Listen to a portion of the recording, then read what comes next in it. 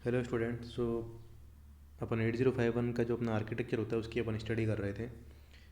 Basically जो अपनी पुरानी जो पिछली क्लास है उसके अंदर अपन ने 8085 की जो स्टडी करी है उससे अपन ने सब कुछ जो इंटरनल जो ब्लॉक डायग्राम होता है वो अपन स्टडी कर चुके हैं। अब अपन 8051 जो अपना माइक्रो प्रोसेसर होता है उसकी स्टडी कर रहे हैं। जो अपना बेसिक माइक्रो प्रोसेसर जो अपन काम में लेते हैं उसकी अपन स्टडी कर रहे हैं। ठीक है, जो अपना माइक्रो प्रोसेसर जो होता है 8051 उसके अंदर सबसे पहले अपन ने जाना कि इसके आर्किटेक्चर की स्टडी अपन कर रहे हैं। सबसे पहले अपन ने जाना कि किस तरीके से जो अपना माइक्रो प्रोसेसर जो होता है माइक्रो कंट्रोलर से डिफरेंट होता है। तो माइक्रो प्रोसेसर का जो ओवरऑल सेटअप होता है वो बड़ा होता है और इसके अंदर जो बेसिक जो फंक्शनल्स होते हैं वो डिफरेंट डिफरेंट होते हैं और माइक्रो प्रोसेसर में एक ही चिप पे, माइक्रो कंट्रोलर में एक ही चिप पे लगे रहते हैं। बेसिकली अपन ने अपना 8051 माइक्रो प्रोसेसर यहाँ से स्टार्ट किया था। जो उसके डिफरेंट डिफरेंट फीचर्स होते हैं वो पढ़े थे, फिर इसका जो आर्किटेक्चर होता है वो अपन ने जाना था इस तरीके से होता है। ठीक है, अपना जो माइक्रो प्रोसेसर 8051 है, अब इसके अंदर क्या होता है कि अपना जो डिफरेंट डिफरेंट जो यूनिट्स इसमें कनेक्ट होती है, oscillator, CPU, internal interrupt control, ROM, RAM, input output port, serial port, तो इन टाइमर कंट्रोल, इन सब के बारे में अपन ने पढ़ा था। ठीक है, ये इसका बेसिक ब्लॉक डायग्राम है। अब अपन पढ़ रहे थे कि इसकी जो फंक्शनल ब्लॉक है, जो अपना 8051 माइक्रो प्रोसेसर है, इसके जो फंक्शनल ब्लॉक है डिफरेंट डिफरेंट, उन ब्लॉक के बारे में पढ़ रहे थे, उनका क्या काम है ये अपन जान लेते हैं। एक्यूमुलेटर और रजिस्टर के बारे में अपन पढ़ चुके थे। एएलयू के बारे में अपन अभी पढ़ा था और पीसी के बारे में अपन ने पढ़ना स्टार्ट किया। जो अपना 16 बिट प्रोग्राम काउंटर होता है इसके बारे में अपन ने पढ़ना स्टार्ट किया था। बेसिकली जो अपना पीसी है, पीसी के अंदर अपन अभी क्या देख रहे हैं, सबसे पहले अपन क्या कर रहे हैं, पीएसडब्ल्यू पढ़ेंगे। ठीक है, program count, program status word जो है ना ये वाला, पीसी के बारे में बाद में अपन सबसे पहले अपन प्रोग्राम स्टेटस वर्ड के बारे में अपन जानेंगे। 8 बिट का जो पीएसडब्ल्यू है अपना, इसके बारे में अपन पढ़ेंगे। प्रोग्राम स्टेटस वर्ड जो होता है, जो प्रोग्राम स्टेटस वर्ड एक्चुअली होता है क्या, सबसे पहले तो अपन को ये पता होना चाहिए। इसका फंक्शनल ब्लॉक होता है 8051 माइक्रो प्रोसेसर का। ठीक है, अब जो प्रोग्राम स्टेटस वर्ड होता है इसका क्या काम होता है ये अपन जानते हैं। तो इसके अंदर एक्चुअली पीएसडब्ल्यू होता है वो पीएसडब्ल्यू 0 से लेकर 7। ठीक है, तो टोटल इसके अंदर 8 बिट होती है 0 से लेकर 7 तक। ठीक है, और इसके अंदर हर बिट का एक स्पेसिफिक वर्क होता है। सबसे पहली जो 0 बिट होती है उसको बोला जाता है पी, जो है उससे डिनोट किया जाता है, और जिसको पैरिटी फ्लैग, सेट, रीसेट या ऑड इवन पैरिटी से अपन डिनोट करते हैं। पी जो है इसमें जो पैरिटी का काम करेगा, ठीक है, सेट रीसेट का काम करेगा। इसमें जो अपन इनपुट देंगे वो ऑड या इवन पैरिटी को डिसाइड करेगा। फिर PS1 जो है, जो इसका पहला पोर्ट है, सॉरी इसको जो सेकंड बिट अपन जैसे कह सकते हैं, वो क्या है, वो ब्लैंक रहेगी, यूजर डिफाइंड बिट कहलाती है। ठीक है, PS2 जो है वो ओवरफ्लो फ्लैग के लिए काम में लिया जाता है। ठीक है, और PS3 जो है वो RS0 मतलब रजिस्टर बैंक सेलेक्टर बिट 0 कहलाती है। PS4 जो है वो RS1 मतलब रजिस्टर बैंक सेलेक्टर बिट 1 कहलाती है। PS5 जो है available for the user for general purpose. PS5 जो बिट जो है वो क्या है, जनरल पर्पज़ के अंदर काम में ली जाएगी। ठीक है, जिसको F0 भी अपन लिखते हैं। ठीक है, PS6 जो है वो है ऑक्सिलरी कैरी, और PS7 जो है वो कैरी फ्लैग है। ठीक है, तो इस तरीके से इसके जो 8 जो है अपन कह सकते हैं कि 8 बिट जो है अपन इस तरीके से उसको डिफाइन करते हैं। ठीक है, पहली जो है पैरिटी, दूसरी यूज़र डिफाइंड, तीसरी ओवर फ्लैग, चौथी register bank selector bit, next selector bit first ये 0 थी RS0, फिर RS1, फिर F0 जो है वो कहलाती है जनरल पर्पज़, और 6 जो है वो ऑक्सिलरी कैरी, और 7 जो है वो कैरी फ्लैग कहलाती है। इस तरीके से अपन जो प्रोग्राम स्टेटस वर्ड है उसके अंदर अपन जिस बिट के अंदर अपन को जिस बिट के अंदर अपन सिग्नल भेजेंगे उसका सिग्नल के अकॉर्डिंग उसका इनकी कोडिंग हो जाएगी। ठीक है, मतलब हर जैसे पैरिटी अपन को सेट या रीसेट करनी तो उसके लिए 0 1 अपन को भेजना पड़ेगा। ओवर फ्लैग जो है उसके लिए जो 0 1 जाएगा, फिर RS0 जो select bank register bank select है उसके लिए 0 1 जाएगा, RS1 के लिए 0 1 जाएगा। इस तरीके से हर बिट के लिए जो है ना 0 1 जाके, और इस तरीके की एक जो 8 बिट जो अपना कोड है वो निकल के आएगा। उससे अपन को पता लगेगा कि प्रोग्राम स्टेटस वर्ड के मीनिंग क्या है, उसके अंदर कैरी फ्लैग है या नहीं, ऑक्सिलरी कैरी है या नहीं, जनरल पर्पज़ रजिस्टर को बिट की तरह यूज़ में लिया गया है या नहीं, रजिस्टर बैंक जो सेलेक्टर है उसको काम में लिया गया है या नहीं, इस तरीके से ओवर फ्लैग फ्लो है या नहीं, ओवरफ्लो फ्लैग है या नहीं, इस तरीके से अपन को ये सब चीज़ें प्रोग्राम स्टेटस वर्ड के अंदर पता चलेगी। ठीक है, इसके बाद आता है अपना रजिस्टर बैंक सेलेक्टर। अब रजिस्टर बैंक जो RS1 RS0 मैं आपको बता रहा था यहाँ पे, RS1 और RS0। ठीक है, अब इसमें रजिस्टर बैंक जो है इसका क्या मीनिंग होता है ये अपन जानेंगे। ठीक है, रजिस्टर बैंक जैसे 0 0 हो सकते हैं, 0 1 हो सकते हैं, 1 0 हो सकते हैं, और 1 1 हो सकते हैं। ठीक है, अगर दोनों 0 0 तो रजिस्टर बैंक 0 को डोनेट करेगा, 0 1 है तो फिर 1 को डोनेट करेगा, 10 है तो 2 को डोनेट करेगा, और 11 है तो 3 को डोनेट करेगा रजिस्टर बैंक, ठीक है। और इनके एड्रेस क्या होंगे, 00H से लेके 07H तक। जो जीरो रजिस्टर बैंक 0 है उसके लिए, रजिस्टर बैंक 1 है तो उसके लिए क्या होगा, 08H से लेके 0FH तक, ठीक है। रजिस्टर बैंक 2 के लिए 10H से लेके 17H, और रजिस्टर बैंक 3 के लिए 18H से लेके 1FH तक।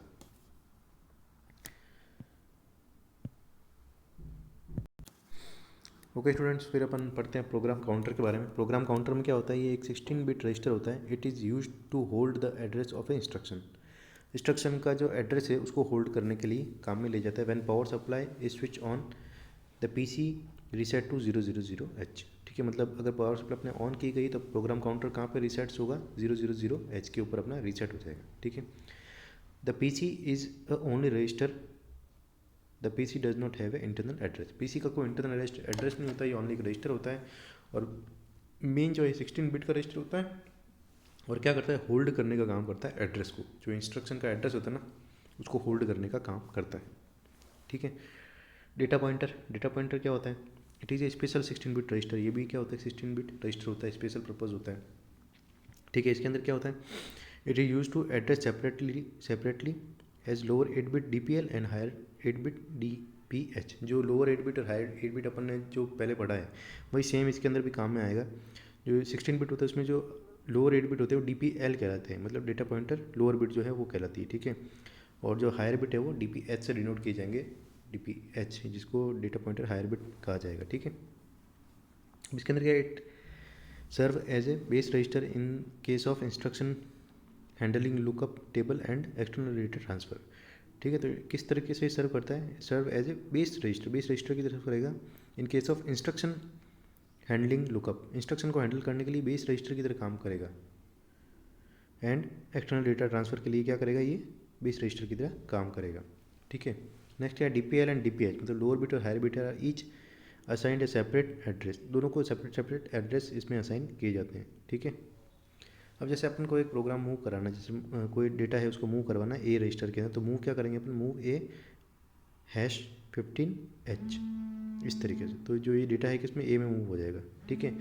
अब इसके अंदर जैसे अपन को मूव करवाना है, मूव DPTR, और डेटा पॉइंटर के अंदर अपन को मूव करवाना है अपना 8 बिट का जो एड्रेस है, जैसे 1234H अपन को मूव करवाना है, तो अपन क्या कर रहे हैं, इसके अंदर 1234 लगा के इसको मूव करवा रहे हैं DPTR के अंदर, ठीक है। मूव X जो है अपने X के अंदर अपन को मूव करवाना है, तो अपन क्या लिखते हैं, मूव X@DPTR A।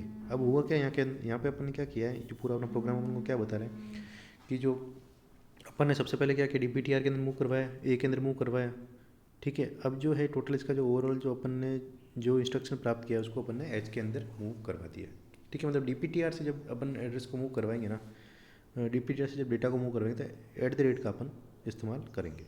ये सब चीज़ें अपन पहले पढ़ चुके हैं, 8085 के अंदर भी अपन आगे देख के आए। सो बेसिकली अब स्टैक पॉइंटर की बात करेंगे, ठीक है। स्टैक पॉइंटर क्या होता है, स्टैक पॉइंटर कुछ इस तरीके से इसकी डिज़ाइनिंग होती है स्टैक पॉइंटर की, जो 00H से लेके चलेगा और कहाँ तक जाएगा, FFH तक जाएगा, ठीक है। सो बेसिकली रजिस्टर्ड बैंक 0 जो है वो 00H से लेके 07H तक होता है। रजिस्टर बैंक 1 जो होता है 08 से 0F तक होगा। रजिस्टर बैंक 2 का 10H से लेके 17H, और बैंक 3 होगा 18 से लेके 1FH तक, और बिट एड्रेस जो रैम है वो 20 से लेके 2FH तक चलेंगे, ठीक है। स्क्रैच पेड एरिया जो है वो 30 से लेके आगे तक मूव करेगा। सो स्टैक पॉइंटर में क्या होगा, stack is a reversed area of RAM. Reverse area होता है ना रैम का, वो होता है स्टैक, ठीक है। अब क्या होता है, the register use to access the stack is called stack pointer. जो एक्सेस करने के लिए रजिस्टर काम में लिया जाता है इस स्टैक को, उसको क्या बोला जाता है, स्टैक पॉइंटर रजिस्टर, ठीक है, called as SP stack pointer register. Next क्या है, the stack pointer in the 8051 is only 8 bit wide. सिर्फ 8 बिट वाइड होगा stack pointer, which means it takes that it can take value of 00 to FFH। मतलब अगर 8 bit का है तो 00 से लेके FFH तक की वैल्यू ले सकता है। When 8051 powered up the SP register contains value 0 to 07। जब पूरा पावर अप हो जाएगा अपना 8051 तो स्टैक पॉइंटर कितनी वैल्यू लेगा, 07 की वैल्यू लेगा। सो बेसिकली डायरेक्ट क्वेश्चन पूछा जाता है ये कि अगर अपना जो है स्टैक पॉइंटर है वो कितनी वैल्यू लेगा जब अपना 8051 पावर अप हो चुका होगा। इससे डायरेक्ट क्वेश्चन नहीं पूछता कई बार, तो इसका क्या आंसर होता है 07 तक। नेक्स्ट अपना है प्रोग्रामिंग मोड। प्रोग्रामिंग मोड कौन कौन से होते हैं, ये डिफरेंट डिफरेंट इसके अंदर DPTR जो अपन ने पढ़े हैं, एक तो लोअर बिट और हायर बिट, जिसमें एक DPH होगा, एक DPL होगा। PC क्या होता है, प्रोग्राम काउंटर होता है, ठीक है। सम 8051 16 बिट रजिस्टर जो अपन ने पढ़ लिए, ठीक है। सम 8051 8 बिट रजिस्टर, 16 बिट तो कौन कौन से होते हैं इसके अंदर, DPTR हो जाएंगे और PC हो जाएंगे, और 8 बिट कौन से हो जाएंगे, ये AB R0 R1 R3 R4 R5 F6 और R7, ये 8 बिट रजिस्टर हो जाएंगे इसके। नेक्स्ट है reset value of some 8051 register. Reset value जो है कौन कौन सी होती है, किसी अपन को रजिस्टर को अगर रीसेट करना है, जैसे DPTR को रीसेट करना है तो अपन को क्या वैल्यू देनी पड़ेगी, इसको 000 देनी पड़ेगी। स्टैक पॉइंटर को अगर अपन को रीसेट करना है तो 07 देना पड़ेगा। प्रोग्राम PSW को अगर अपन को रीसेट करना है तो 00 की अपन को वैल्यू देनी पड़ेगी। B को रीसेट करना है रजिस्टर को 00 देना पड़ेगा। एक्यूमुलेटर को रीसेट करना है 00 देना पड़ेगा। प्रोग्राम काउंटर को 0000 देना पड़ेगा। तो ये सब रीसेट करने की वैल्यूज़ है जो अपन को देनी पड़ेगी किसी भी रजिस्टर को। जो डिफरेंट टाइप के अपने रजिस्टर काम में लिए ना, DPTR SP PSW B accumulator program counter, इन सबको रीसेट करने के लिए अपन को ये वैल्यूज़ उसमें डालनी पड़ेगी, ठीक है। अभी ये जो अपन डायग्राम देख रहे हैं इसके अंदर मेमोरी रजिस्टर का एक ऑर्गेनाइजेशन अपन को बताया गया है, ठीक है। जो 8051 चिप होती है उसमें इंटरनल मेमोरी होता है, इंटरनल SFR होता है, इंटरनल रैम होती है जो कि कनेक्टेड होती है एक्सटर्नल डेटा मेमोरी से, जो कि 64 बिट रैम तक की हो सकती है, और एक्सटर्नल कोड मेमोरी होती है वो भी 64 KB की रोम की हो सकती है। अब इंटरनल मेमोरी होती है उसके बारे में अपन पढ़ेंगे। 8051 की जो इंटरनल मेमोरी है इसके बारे में अपन जानेंगे अब, ठीक है। सो बेसिकली क्या होता है, इस तरीके का आप डायग्राम देख रहे हैं यहाँ पे, जिसमें 00H से लेके वैल्यूज जा रही है 7FH तक, ठीक है। ये बाइट एड्रेस होते हैं ये, ठीक है। और बिट एड्रेस कौन से अपने जनरल पर्पज़ रैम जो एरिया है 18 बिट का, उसके अपन को दे रखे हैं 07 से 7F तक, ठीक है। बैंक इसके कौन कौन से होंगे, बैंक 0 से लेके बैंक 3 तक होंगे, जिसमें R0 से R7 वैल्यूज जाएगी, ठीक है, रजिस्टर बैंक की। हर बैंक के अंदर R0 से R7 जाएगी, उसके भी एक डिफरेंट एड्रेसेस होंगे, ठीक है। इंटरनल जो रैम होती है उसका अपन को स्ट्रक्चर यहाँ पे बता रखा है, ठीक है। अब बेसिकली क्या होता है इंटरनल मेमोरी के अंदर, for proper operation of computer system the system should have memory for program code, ठीक है। प्रॉपर ऑपरेशन के लिए कंप्यूटर सिस्टम की जो एक मेमोरी होना बहुत ज़रूरी है। System should have memory for program code करने के लिए अपने पास सिस्टम की खुद की मेमोरी होनी बहुत ज़रूरी है, ताकि वो अच्छे से ऑपरेशन को परफॉर्म कर सके, ठीक है। 8051 has 128 byte internal RAM organisation. 8051 का जो है 128 बिट की जो इंटरनल जो रैम होती है, ठीक है। अब इसमें क्या क्या है, एक तो 4 रजिस्टर होते हैं, रजिस्टर बैंक होते हैं 8 बिट के, जो अपन इस डायग्राम में देख चुके हैं, ठीक है। 4 रजिस्टर यहाँ पे लगा रखे हैं 8 बिट के register. Bit address area of 16 bit, जिनका बिट एड्रेस अब एरिया कितना होता है 16 बिट होता है। जनरल पर्पज रैम एरिया इसका एरिया होता है इसका, ठीक है। तो ये अपन क्या पढ़ रहे हैं, 8051 जो होता है ना has 128 byte internal RAM organisation. जो इसका रैम ऑर्गेनाइजेशन होता है 128 बाइट का होता है टोटल, ठीक है। उसके बारे में अपन जाना, ठीक है, होता है। इसके अलावा इंटरनल रैम जो होती है 00 से लेकर 7F तक, ठीक है, वो होती है। और क्या होता है, स्पेशल फंक्शन रजिस्टर होता है, SFR होता है 80S से लेके FFH तक, ठीक है। सो बेसिकली कुछ इस तरीके से इसका इंटरनल रैम का स्ट्रक्चर होता है।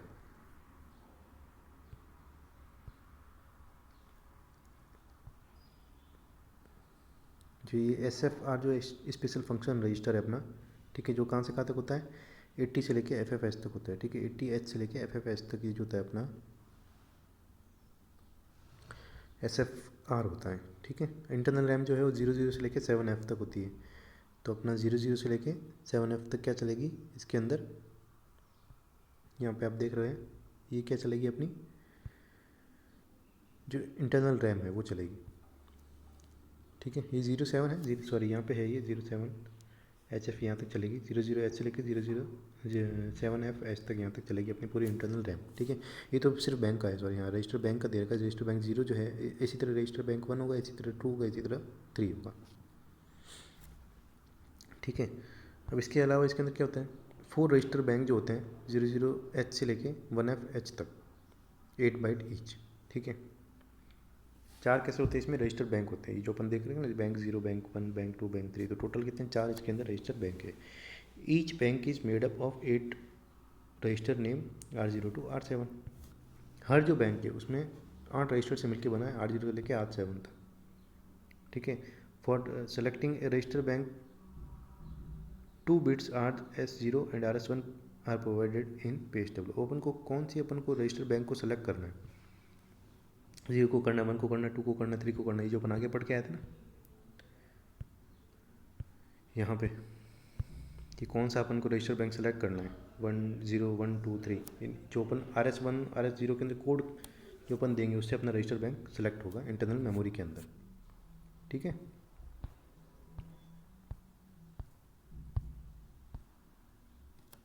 सो बेसिकली जो कोड होगा वो किससे डिपेंड करेगा? जो अपने जो RS0 RS1 के अंदर अपन ने जो कोड दिया उसके ऊपर अपन डिपेंड करेगा, ठीक है। अपन पावर ऑन और रीसेट बैंक को सिलेक्टेड बाय डिफ़ॉल्ट, ठीक है। नेक्स्ट है जनरल पर्पज़ रैम एरिया। कितना होता है इसका? 30H से लेकर 7H तक 80 बाइट का होता है, ठीक है। जिसमें एड्रेस रेंज होती है 30 से लेकर 7FH तक, used as a data RAM, जो डेटा रैम की तरह काम में ली जाती है। स्पेशल फंक्शन रजिस्टर के बारे में अपन पढ़ेंगे।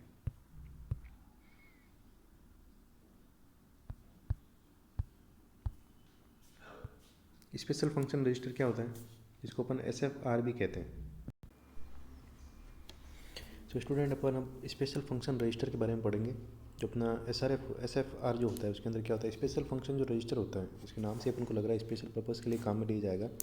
सो SFR are placed in the address space immediately above the 128 byte of RAM. RAM की जस्ट अबोव रखा जाएगा, एड्रेस स्पेस जो होगा उसकी जस्ट रैम जो होगी 128 बाइट की उसके जस्ट अबोव रखा जाएगा, ऊपर रखा जाएगा। From address 80 to FF, 80H to FFH तक अपना रखा जाएगा, ठीक है। ये होता है अपना स्पेशल फंक्शन रजिस्टर की लोकेशन। इसके बाद क्या होता है? SFR memory consist of important register like accumulator, B register, interrupt control register, PSW, timer counter, 4 input output port, serial control, ठीक है। सो बेसिकली जो अपना SFR होता है कंसिस्ट ऑफ इंपॉर्टेंट रजिस्टर, बहुत मतलब जो इंपॉर्टेंट रजिस्टर होता है वो कंसिस्ट करता है अपना स्पेशल फंक्शन रजिस्टर है। कौन कौन से इसमें रजिस्टर इंक्लूड होते हैं? कि एक्यूमुलेटर होगा, रजिस्टर बी होगा, इंटरप्ट कंट्रोल रजिस्टर होगा, PSW जो अपन पढ़ के आए वो होगा, टाइमर कंट्रोल होगा, 4 जो इनपुट आउटपुट पोर्ट होंगे वो होंगे, सीरियल कंट्रोल होगा। ये सब किस में आएंगे? स्पेशल फंक्शन रजिस्टर में आएंगे। और उनकी लोकेशन एकदम रैम के ऊपर इनको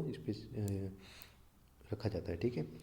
बिट एड्रेसेबल कितना होता है? P0, TCON, P1, SCON, P2, IE, P3, IP, PSW, accumulator B, इस तरीके से इनके बिट एड्रेस होते हैं, ठीक है।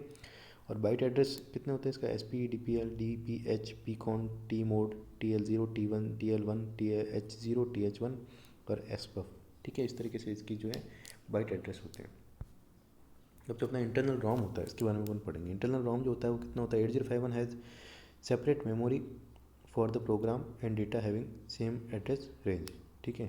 जो अपना 8051 माइक्रो प्रोसेसर है separate memory for the program, program के लिए सेपरेट मेमोरी होती है, and data having same address range, program और डेटा जो होते हैं जो सेम एड्रेस रेंज के होते हैं इनके लिए सेपरेट मेमोरी इसके अंदर होती है इंटरनल ROM के अंदर, ठीक है। For address higher than 0FFF, the 8051 will automatically fetch the program code from the external memory।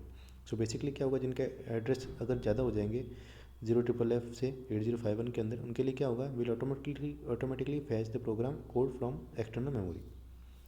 Automatically जो है ये प्रोग्राम कोड ले लेंगे एक्सटर्नल मेमोरी से, ठीक है। अब एक्सटर्नल मेमोरी जो होती है उसके अंदर क्या होता है? External RAM of up to 64 KB is accessible by the DPTR। External RAM up to 64 KB is accessed by PC, ठीक है। जो 64 KB की जो ROM की जो एक्सटर्नल जो ROM है वो PC प्रोग्राम काउंटर के द्वारा एक्सेस की जाएगी, और एक्सटर्नल जो रैम है 64 KB की वो किसके द्वारा एक्सेस की जाएगी? DPTR के द्वारा एक्सेस की जाएगी, ठीक है। अभी जो अपन डायग्राम देख रहे हैं ये अपना 8051 का जो है पिन डायग्राम है, जिसके अंदर पोर्ट 1 कौन सा है? ये वाला, ये है अपना पोर्ट 0। VCC से अपन क्या करें? VCC से क्या दिया जाता है? अपना इनपुट दिया जाएगा VCC से,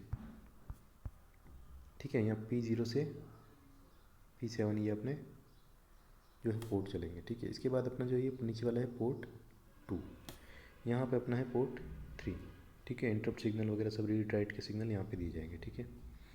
और ये अपना पोर्ट 1, ये अपना रीसेट है 8। तो इस तरीके से इसका कुछ पिन डायग्राम होता है जिसको डायरेक्ट पूछा जाता है कि बताओ 8051 का पिन डायग्राम क्या होता है। ठीक है, अब कुछ इंटरफेसिंग की जो होती है वो आगे अपन इंटरफेसिंग वाले में पढ़ेंगे, लेकिन एक बार मैं आपको अभी बता रहा हूँ किस तरीके से इनका ब्लॉक डायग्राम बनता है इंटरफेसिंग का। तो इंटरफेसिंग अपन को एलसीडी की करानी है। ठीक है, अभी जो होता क्या है, एलसीडी जो होती है वो 2x16 की जो है लाइन होती है। This is a 2x16 line LCD display. LCD display जो होता है इसके अंदर लगाया जाता है। ठीक है, अब एलसीडी डिस्प्ले के अंदर जो ये अपनी एलसीडी इस तरीके की होती है, ठीक है, उसके कनेक्शन अपने जो माइक्रो प्रोसेसर है 8051 इसके अंदर दिए जाएंगे।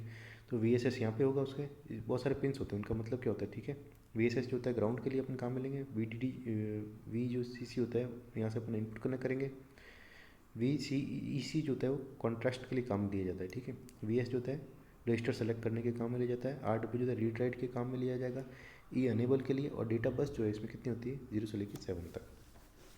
ठीक है, अब जो इसमें कमांड है वो किस तरीके से चलेंगे, जैसे एलसीडी का कमांड है ERS RW D0 to D7।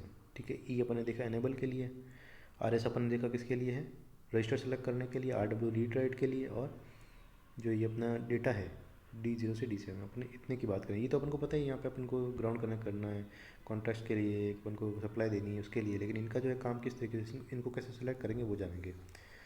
तो अपन को जो अब ई जो है, ई जो अगर 1 से 0 कर दिया जाएगा तो डेटा अपना कितना हो जाएगा, मतलब डेटा जो है 1 से 0 की तरफ सेट हो जाएगा। ठीक है, आर एस है, आर एस किसके लिए काम में ले रहे हैं अपन, रजिस्टर सेलेक्ट करने के लिए, अगर वो 0 है तो डेटा कितना है 1, वो सेलेक्ट हो जाएगा। ठीक है, और इसमें अगर अपन रीड राइट जो है उसको अगर 0 कमांड दिया तो डेटा अपना 0 होता है। ठीक है, और D0 से D7 है तो इसमें ये स्टैंडर्ड कमांड कहलाएंगे अपने, जो अपन दिए जाएंगे वो, उसमें कोई भी डेटा अपन मतलब कोई भी डेटा इसके अंदर फ्लो हो सकता है।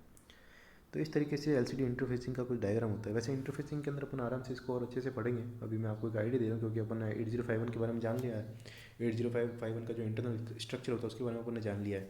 इसकी इंटरफेसिंग अपन किसी और से करना चाहिए, जैसे एलसीडी से करना चाहें या दूसरे जो इंटरफेसिंग मोड होते हैं उनसे अगर अपन करना चाहिए, इंटरफेसिंग डिवाइसेज होती है उनसे करना चाहिए, तो किस तरीके से करेंगे वो अपन जान रहे हैं। ठीक है, तो बेसिकली ये अपना यहाँ पे अपना 8051 लगा रहेगा। ठीक है, ऑसिलेटर यहाँ पे लगा रहेगा, यहाँ पे अपना एलसीडी डिस्प्ले लगा रहेगा इधर।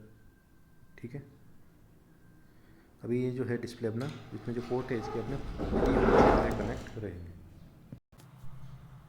तो बेसिकली अपने P1 से जो है इसके जो डेटा बस है वो अपनी जो है P1 से जो है कनेक्ट रहेगी, अपनी जो है माइक्रो प्रोसेसर के P1 से कनेक्ट रहेगी। ठीक है, तो इस तरीके से इसके अंदर कनेक्शन किए जाएंगे, जो VSS है उसको ग्राउंड किया जाएगा, VCC को सप्लाई दी जाएगी।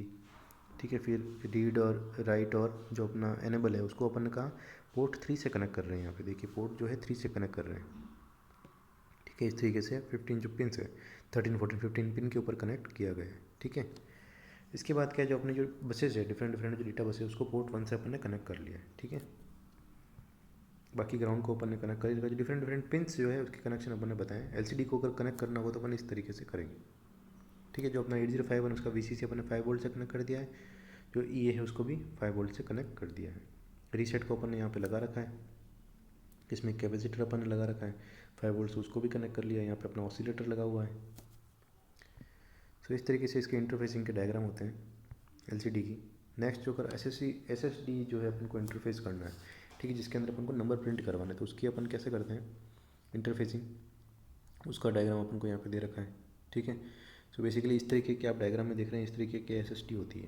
ठीक है, जिसमें A B C D E F और G तक इसके अंदर चलता है, A B C D E F और G तक इस तरीके से उसमें जो होता है डिनोट किए जाते हैं। ठीक है, अब डिजिट जो है उसका एक फिक्स जो होता है मीनिंग होता है। ठीक है, अभी जो ABCD है ना, यहाँ पे इस तरीके से G तक है ना, यहाँ पे आप देख रहे हैं कि हर पोर्ट को इस तरीके से कनेक्ट किया जाता है। जिसको आप अनेबल करोगे वो नंबर वहाँ पे प्रिंट हो जाएगा। जैसे A अपन ने प्रेस किया तो A यहाँ पे आएगा ऊपर, ये जो आप कनेक्शन दे रहे हैं डायरेक्ट कनेक्शन यहाँ पे दे रखे हैं। ठीक है, B को करोगे तो यहाँ फल लेना ही, मतलब ऊपर लाइन्स को डोनेट करेगा ABCD। अगर आप सबको क्लिक कर दोगे तो यहाँ पे 8 नंबर बनेगा। ठीक है, अगर आप है ना जैसे कि E को अगर आप प्रेस नहीं कर, E को आप प्रेस नहीं करते हो या फिर E को आप ऑफ रखते हो, ठीक है, तो फिर क्या होगा, यहाँ पे 9 नंबर बनेगा। ठीक है, इस तरीके से डिफरेंट नंबर को अपन को इंटरफेसिंग करवाने के लिए जो SSD जो इंटरफेसिंग करवाते हैं अपन, ठीक है, मेमोरी माइक्रो प्रोसेसर की हेल्प से। सो बेसिकली अब अपन ऊपर जो अपना स्ट्रक्चर अपन देख रहे हैं, इसके अंदर क्या करते हैं अपन, ए से लेकर जी तक का अपन ने बना दिया है, ठीक है। तो इसके अंदर अपन ने जी को ऑफ रखा है, जी को क्या किया अपन ने, ऑफ रखा है, ठीक है। जी को ऑफ रखते हैं तो अपना क्या बनता है, ज़ीरो बनना चाहिए, ठीक है। डिजिट कैसा आना चाहिए, ज़ीरो आ जाना चाहिए, ठीक है। और अगर अपन सिर्फ सी और बी को अगर अपन ऑन रखते हैं, सी और बी को अगर ऑन रखते हैं, डिजिट कैसा आना चाहिए, वन आना चाहिए। तो डिजिट अपन को कौन सा मिलेगा, वन मिलेगा। वैसे थर्ड एग्जाम्पल के अंदर आप देख रहे हैं कि अपन सिर्फ है ना जी को जैसे अपन ने ऑन रखा है, इसमें डी पी अपना हमेशा वन रहेगा, ठीक है। अपना डी पी जो है वो हमेशा वन रखें, डिजिट कौन सा शो हो रहा है वो अपन देख रहे हैं, ठीक है। जी को अगर अपन ने ऑन रखा है, एफ को ऑफ रखा है, ठीक है। ई को ऑन रखा है, डी को ऑन रखा है, ठीक है। ई और डी को अपन ने ऑन रखा है, एफ को अपन ने क्लोज किया, एफ को अपन ने स्विच ऑफ रखा है, ठीक है। एफ स्विच ऑफ है अपना और सी स्विच ऑफ है, एफ और सी स्विच ऑफ है। तो क्या टू नंबर बनेगा, आप एफ और सी को हटा के देखिए, इसमें टू नंबर बनेगा। तो डिजिट कौन सा आएगा, टू आएगा, ठीक है। तो इसका जो एक्सा नंबर बनेगा वो कितना, बी एफ एस 86 और डी बी बनेगा। इस तरीके से जो ये अपना एस एस डी की इंटरफेसिंग इसमें की जाती है। तो अपना एस एस डी का इंटरफेसिंग का डायग्राम जो है वो यहाँ पे दे रखा है। दो तरीके के एस एस डी अपन ने इसमें इंटरफेस कर रखी है, ए से लेके एस तक, ठीक है। उसका इंटरफेसिंग जो है अपन ने यहाँ पे पोर्ट 1 पे की है और एक पोर्ट 3 पे की है, ठीक है। दोनों की जो एस एस डी इंटरफेसिंग अपन ने कर रखी है। ये इतना इंपॉर्टेंट नहीं है एस एस डी इंटरफेसिंग का। Analog to digital converter, digital to analog interfacing. जो ए सी डी क्या होता है, एनालॉग टू डिजिटल कन्वर्टर, और डी ए सी होता है डिजिटल टू एनालॉग कन्वर्टर, ठीक है। इन दोनों की अपन क्या कर रहे हैं, इंटरफेसिंग अब कर रहे हैं, ठीक है। जो 8051 माइक्रो प्रोसेसर यहाँ पे लगा हुआ है, ठीक है। यहाँ पे जो पहला पोर्ट है इससे अपन ने यहाँ पे जो इसका जो अपना ए डी सी या डी ए सी जो भी है इसको अपन ने यहाँ पे कनेक्ट किया है। तो इस तरीके से जो है अपने एनालॉग टू डिजिटल कन्वर्ट की जो इंटरफेसिंग इस तरीके से की जाती है। इसको और अपन ब्रीफली पढ़ेंगे जब इंटरफेसिंग का टॉपिक पढ़ेंगे तब। अभी के लिए एक बार जानो कि इस तरीके से पोर्ट कनेक्ट किया जाता है, इस तरीके से अपना एनालॉग टू डिजिटल का जो है डायग्राम होता है, ठीक है। अगर अपन दोनों की इंटरफेसिंग कर रहे हैं तो किस, अब जैसे ये तो अपन ने इसका चिप डायग्राम पढ़ा है, ठीक है। अब इसका जो है किस तरीके से अपन देखेंगे इंटरनल जो डायग्राम बनेगा किस तरीके से बनेगा एडीसी का, डीएसए का। तो ये जो अपना है 8051 माइक्रो प्रोसेसर है और यहाँ पे अपना एक एडीसी है और एक दूसरा डीएसी है, ठीक है। इनके जो डीएसी जो मैंने कनेक्ट किया है पोर्ट 0 के ऊपर, तो उसमें A0 से लेके ए जो 8 पोर्ट है उसको यहाँ पे डायरेक्ट मैंने पोर्ट 0 से कनेक्ट कर लिया, ठीक है। वैसे ही अपना जो analog ADC analog to digital converter उसको मैंने कनेक्ट कर लिया पोर्ट 1 और पोर्ट 2 से। तो इस तरीके से एडीसी डीएसी की इंटरफेसिंग होती है। ये अपन इंटरफेसिंग के अंदर और अच्छे से पढ़ेंगे, मेमोरी इनपुट आउटपुट इंटरफेसिंग जब पढ़ेंगे या फिर एक्सटर्नल कम्युनिकेशन इंटरफेसिंग जब पढ़ेंगे तब अपन अच्छे से ध्यान से देखेंगे इन सब चीज़ों को। सो स्टूडेंट अभी के लिए इतना ही, इसका आगे का अपन नेक्स्ट लेक्चर में देखेंगे।